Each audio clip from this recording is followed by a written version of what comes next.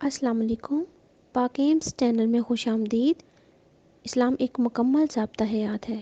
اس میں ہم قدرت کے نظارے، قرآن پاک کی تفسیر اور حدیث کا مطالعہ کریں گے۔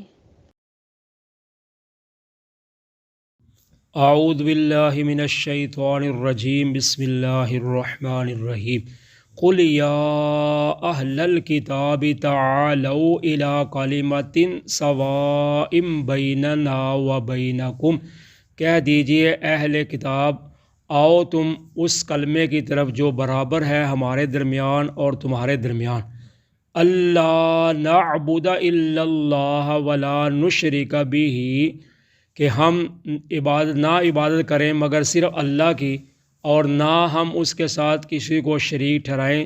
شیئا ولا یتخذ بعضنا بعضا اربابا من دون اللہ، کسی کو بھی یا کچھ بھی، اور نہ بنائے ہمارا بعض کو رب اللہ کے علاوہ۔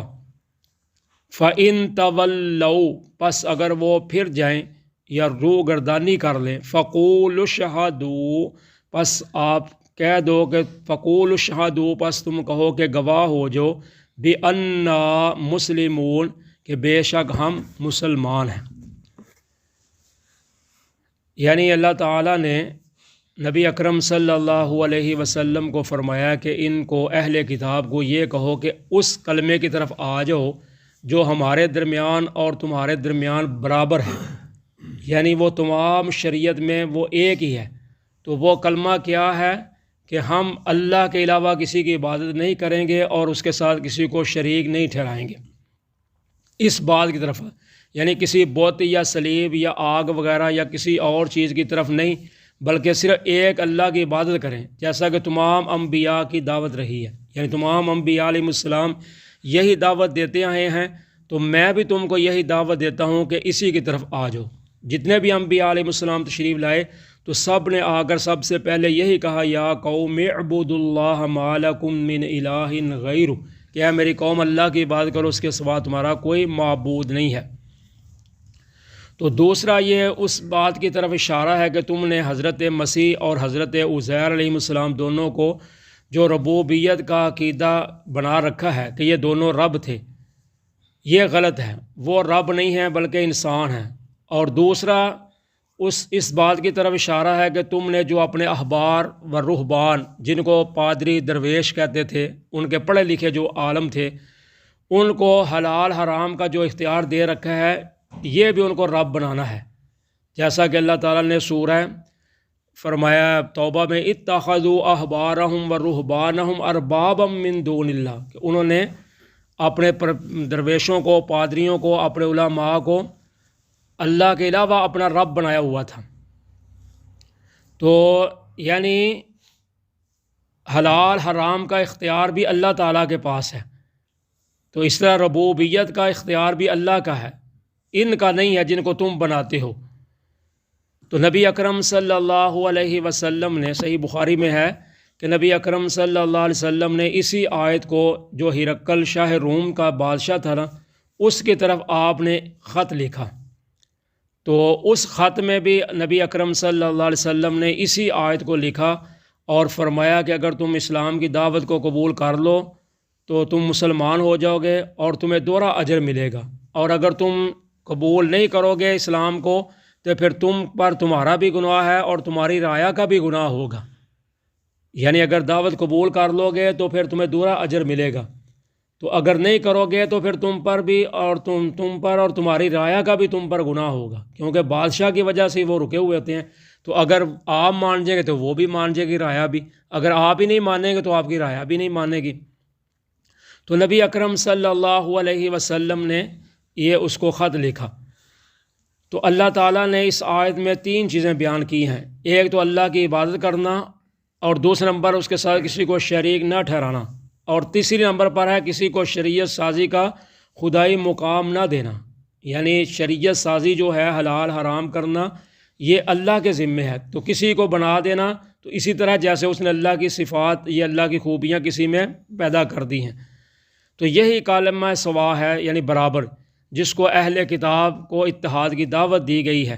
تو آج بھی امت جو ہے اسی وجہ سے بکھری ہوئی ہے، کہ آج بھی لوگوں نے جگہ جگہ یا اپنے اپنے ہر ایک نے بنائے ہوئے ہیں راہبر، لیڈر، رہنما، تو ان کی طرف چلتے ہیں۔ تو اگر اس بات کی طرف آ جائیں تو آج بھی امت کا اجماع ہو سکتا ہے کہ اللہ کے توحید کی طرف آ جائیں، شرک سے باز آ جائیں، اور حلال حرام کا اختیار صرف اللہ کی ذات کے پاس ہو۔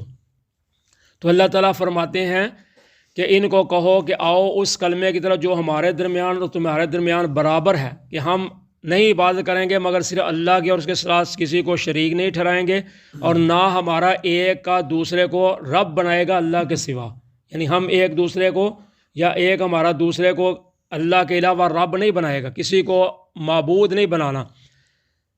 اور فرمایا اگر وہ اس بات سے پھر جائیں، اگر نہ مانیں، تو پھر تم ان کو یہ کہہ دو کہ بھائی تم گواہ ہو جو کہ ہم تو مسلمان ہیں، ہم تو ماننے والے ہیں، تم مانو یا نہ مانو۔ یا اہل الکتاب لم تحاجون فی ابراہیم، اے اہل کتاب کیوں تم جھگڑا کرتے ہو ابراہیم علیہ السلام کے بارے میں، وما انزلت التوراۃ والانجیل الا من بعد، اور نہیں اتاری گئی تورات اور انجیل مگر اس کے بعد، افلا تعقلون، کیا تم سمجھ نہیں رکھتے؟ اب یہودی اور عیسائی دونوں ابراہیم علیہ السلام کے بارے میں جھگڑتے تھے، اور ان کے جھگڑنے کا مطلب یہ ہے کہ یہودی کہتے تھے کہ ہم ابراہیم علیہ السلام کے دین پر ہیں، عیسائی کہتے تھے ہم ان کے دین پر ہیں، یا کہتے تھے یہودی کہ ابراہیم علیہ السلام ہمارے دین پر تھے، عیسائی کہتے تھے کہ وہ ہمارے دین پر ہیں، حالانکہ یہ دونوں کتابیں ابراہیم علیہ السلام کے بعد نازل ہوئی ہیں۔ تو حضرت ابراہیم اور حضرت موسیٰ کا تقریباً 1000 سال کا فرق ہے، اور ابراہیم علیہ السلام اور حضرت عیسیٰ علیہ السلام کا تقریباً 2000 کا فرق ہے، مفسرین نے لکھا ہے، یعنی 1000 بعد وہ سال آئے موسیٰ علیہ السلام، عیسیٰ علیہ السلام 2000 سال بعد آئے ابراہیم علیہ السلام کی۔ تو تورات جو تھی موسیٰ علیہ السلام پر نازل ہوئی تھی، اور انجیل جو تھی عیسیٰ علیہ السلام پر نازل ہوئی تھی۔ تو جب دونوں کتابیں ہی بعد میں نازل ہوئی ہیں تو ابراہیم علیہ السلام تمہارے دین پر کیسے ہو سکتے ہیں، یا تم ان کے دین پر کیسے ہو سکتے ہو جب تم نے ان کا زمانہ ہی نہیں پایا، تمہاری ان سے ملاقات ہی نہیں، ان کے پاس تمہاری کتاب ہی نہیں، تمہاری ان کے پاس کتاب نہیں، تو کیسے ہو سکتا ہے؟ تو اللہ تعالیٰ فرماتے ہیں کیا تم سمجھ نہیں رکھتے کہ جب بندہ اس وقت موجود ہی نہیں، ہزار سالوں کا فرق ہے، تو پھر بندہ کیسے ان کے ساتھ مل سکتا ہے؟ ہا انتم ہؤلاء حاججتم فیما لکم بہ علم فلم تحاجون فیما لیس لکم بہ علم، تم پھر وہی لوگ ہو کہ تم جھگڑا کرتے ہو اس چیز کے بارے میں جس کا تم کو علم ہے، پس تم کیا ہے تم کو کہ تم کیوں جھگڑا کرتے ہو اس چیز کے بارے میں جس کا تمہارے پاس علم نہیں ہے؟ واللہ یعلم وانتم لا تعلمون، اور اللہ تعالیٰ جانتے ہیں تم نہیں جانتے۔ تو اب اللہ تعالیٰ فرماتے ہیں کہ تم وہی لوگ ہو، یعنی تم باز نہیں آنے والے، کہ تم جھگڑا کرتے ہو اس چیز میں جس کے بارے میں تمہیں علم ہے، یعنی تمہیں علم ہے کہ یعنی اپنے دین اور اپنی کتاب کا، کہ تمہیں پتہ ہے کہ یہ ہمارے کتاب میں کیا لکھا ہوا ہے اور ہم کس دین پر ہیں، تو اس کے باوجود تم پھر جھگڑا کرتے ہو کہ نہیں جی ہم ابراہیم علیہ السلام کے دین پر ہیں یا وہ ہمارے دین پر تھے، اور اس چیز کے بارے میں بھی تم جھگڑا کرتے ہو جس کا تم کو علم ہی نہیں ہے۔ ایک تو تمہارے پاس علم ہے اس کا جھگڑا کرتے ہو، دوسرا تمہارے پاس جس کا علم ہی نہیں ہے کہ حضرت موسیٰ اور ابراہیم علیہ السلام کے درمیان کتنا سالوں کا فرق ہے، تو تم اس کے بارے میں بھی جھگڑا کرتے ہو۔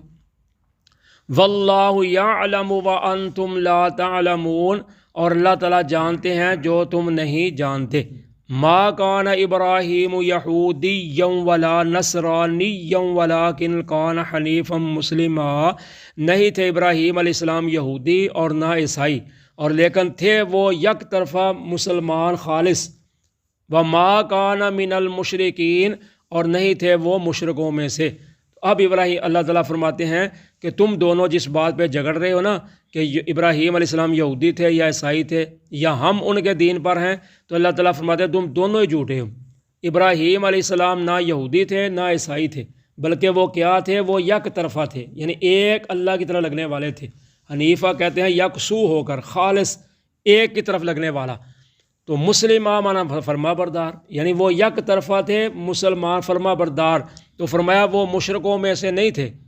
تو تم تو شرک کرتے ہو، تم تو یہودی جو ہو حضرت عزیر کو اللہ کا بیٹا کہتے ہو، تو عیسائیوں کو کہا تم تو اللہ کے نبی عیسیٰ علیہ السلام کو اللہ کا نبی بیٹا کہتے ہو، اور کبھی تم کہتے ہو تینوں میں سے ایک ہے، تم نے تو ان کو الوہیت کا درجہ دیا ہوا ہے۔